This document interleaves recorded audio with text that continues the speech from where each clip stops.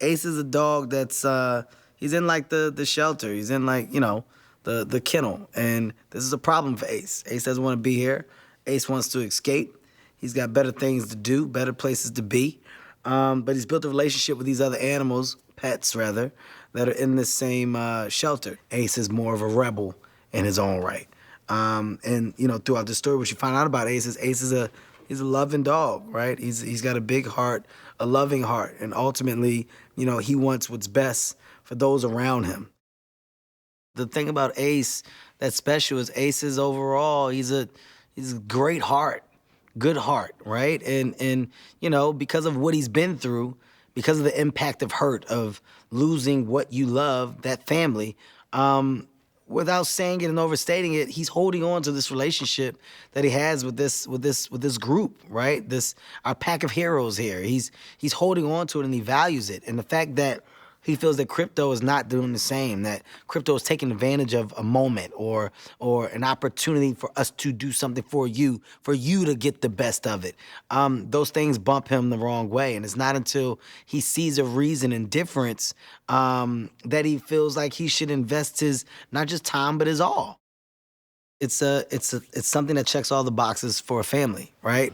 Family, friends, I can say people in general. Everybody can sit down and go see it, enjoy it.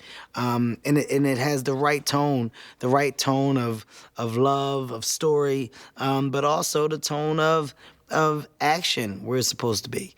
It's a special project, and I really do think we're gonna get special results. There's a lot of improv. There's a lot of improv for the character, but there's also, there was a great template. I don't ever want to take away from the writers because the writers did an amazing job of providing us with a skeleton of a great story, right? And without that, you have nothing. So I think that giving me just something to play with and utilize as a good starting point within a tool, they did a good job of that. So the writers, our director, who was very hands-on with the writing material as well, it was a collaborative team effort. Dwayne is Dwayne, and when you're doing an animation, you got to have trust in the other people that have been casted, because you're not in the booth together, you're not side by side.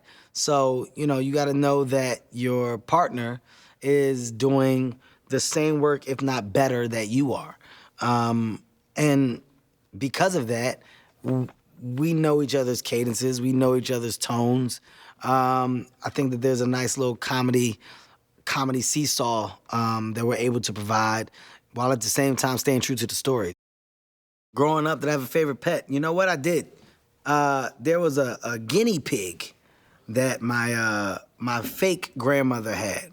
I had a play grandmom, and I had no idea what a guinea pig was. So the reason why it was my favorite pet, because after school, going over to my fake grandma's house, there was a moment of always finding the guinea pig, and it just took up time. It was a fun game. I don't know, probably was like a good year where that guinea pig was dope. But that was like my favorite pet for a minute. You start to look like your dog after a while. If you really look at Roxy close, she got my eyes.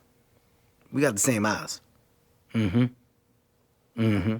That collar that she got on was a belt of mine. That's my waist size. Yeah, true story. Mm-hmm. Nobody cares, huh? All right. Suit yourself, people.